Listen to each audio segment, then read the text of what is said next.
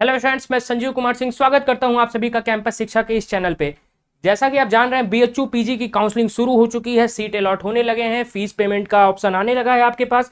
तो अब उस सबसे बड़ा सवाल उठता है, कई बच्चों की क्वेरीज भी है कि सर अपग्रेड कैसे होगा, हमारे कॉलेजेस कैसे अपग्रेड होंगे, हमारे सब्जेक्ट कैसे अपग्रेड होंगे, अगर हम पेमेंट कर दें तो अपग्रेड होगा या नहीं होगा। तो उसी बारे में आज हम बात करेंगे। देखिए, आज क्या हम बात करेंगे, बीएचयू पीजी अपग्रेडेशन रूल, कैसे ये रूल काम करता है, इसको भी हम देखते हैं। ठीक, तो सबसे पहले आप ये मान लीजिए, मैं गारंटी दे रहा हूं इस बात की कि अगर किसी का राउंड 1 में सीट अलॉट हुआ है तो राउंड 2, 3, 4 तक जाते जाते पक्का है कि वो अपग्रेड होगा। कुछ कोर्सेज होते हैं जिसमें कई बार मामला रिजेक्ट पड़ जाता है, but maximum of the chances यही है कि आपके सीट अपग्रेड होंगे, तो उसके लिए आपको बिल्कुल घबराना नहीं है। ठीक, और एक और क्वेरी आती है कि सर जैसे हमें कोई कॉलेज अलॉट हो गया है तो हम फीस पेमेंट करें या ना करें, हमारा सीट फीस पेमेंट करने के बाद अपग्रेड होगा या नहीं होगा। तो इसके लिए मैंने एक अलग से पूरा वीडियो बना के अपने चैनल पे अपलोड किया है, आप उसको जाके देख सकते हैं।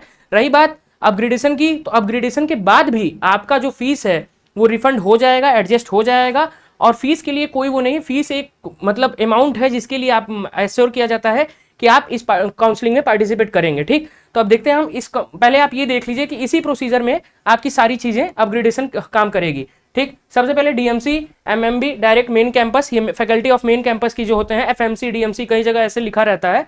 तो ये देख लीजिए, एमएमबी महिला महाविद्यालय, डीएवी पीजी कॉलेज, वीसीडब्ल्यू, वीकेएम, एएमपीजी। मैंने सभी एफिलेटेड कॉलेजेस पे एक और एक्स्ट्रा वीडियो बना के रखा है एफिलेटेड कॉलेजेस की जानकारी के हिसाब से, तो वो भी आके आप उसको मेरे चैनल पे देख सकते हैं। पर फिलहाल अभी हम यहाँ बात करते हैं।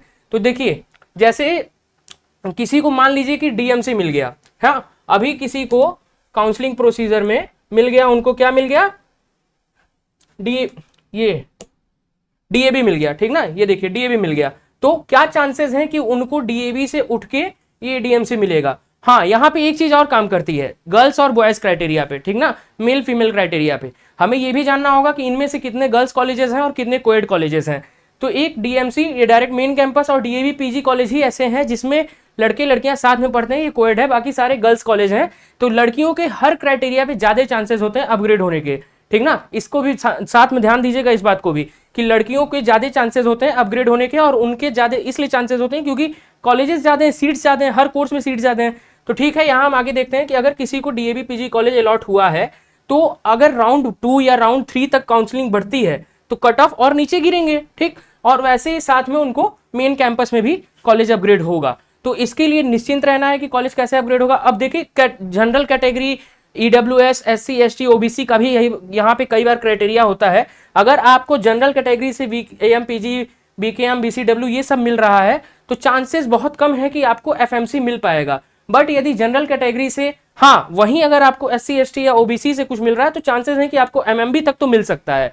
ठीक, तो इसके लिए भी निश्चिंत रहे, कॉलेजेस सब बढ़िया है, इसमें ऐसी कोई बात नहीं है। अपग्रेडेशन में ठीक है, आपको अपग्रेड हो रहा है, बट कॉलेजेस सब बढ़िया है, सभी में अच्छी पढ़ाई होती है, एमएमबी तक मिल सकता है। हाँ, डीएवी पीजी कॉलेज, बीसीडब्ल्यू के अगर जनरल ओबीसी के बच्चे हैं तो उनको भी होता है कई बार कि मेन कैंपस मिल जाता है। अपग्रेडेशन मैं बता रहा हूँ, मेरे साथ खुद ऐसा हुआ था कि चीजें अपग्रेड हुई थी।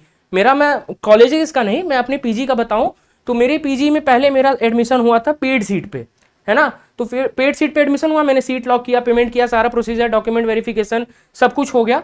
बट उसके बाद अभी जब जैसे ही राउंड 2 हुआ और कुछ बच्चे सीट छोड़ते भी हैं, तो लास्ट जो मॉपअप राउंड होता है वहां तक चांसेस होते हैं अपग्रेड होने की। तो उसमें मेरा पेड से फिर रेगुलर पे चला गया, तो फिर मेरा उसमें रेगुलर में एडमिशन हो गया। तो इसमें भी कई बार यही क्राइटेरिया काम करेंगे कि राउंड 2 हो गया, है ना, राउंड 3 हो गया आपका, या फिर जो मॉपअप होता है, कई बार मॉपअप में कई ऐसी सीट्स आपको मिल जाती हैं जिसमें कि अपग्रेडेशन के चांसेस बहुत अच्छे हो जाते हैं। और कुछ स्पेशल कोर्सेज में तो मैं बात करूं कि आपको डायरेक्ट मेन कैंपस में मिलता है, कुछ कोर्सेज की बात कर रहा हूं। ठीक ना, कुछ स्पेशल कोर्सेज में आपको डायरेक्ट मेन कैंपस में मिल जाता है।